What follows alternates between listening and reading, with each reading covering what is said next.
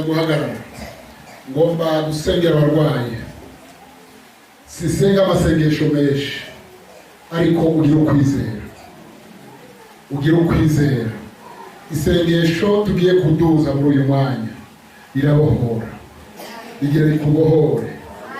Isengesho rigira rikubohore.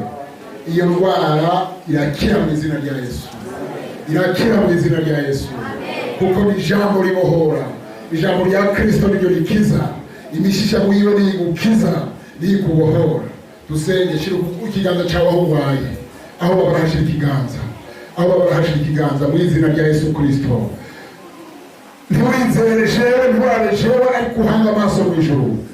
Umuti Mana niwe mpanze amaso. Mwami Yesu Kristo, mu izina ry'ubushobozi ndasengeye wowe wese arwaye ari hano. Mu izina rya Yesu Kristo, mu izina rya Yesu Kristo liyakira ubukira.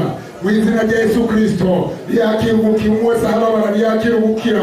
Mu izina rya Yesu Kristo munda liyakira ubukira. Urwaye munda, urwaye ku izosi liyakira ubukira. Urwaye mu mutwe liyakira ubukira. Mu izina rya Yesu Kristo urwaye mu magufa liyakira ubukira. Mu izina rya Yesu Kristo abagabo barije mu mihana, aho nawe nyine n'ubasanga bakiriza babo. Mu izina rya Yesu Kristo urakoze Mwami Yesu, urakoze ku muganga utabaganga bose. Sengesho Mwami n'ubyishure, byishurisha ubushobozi bwawe.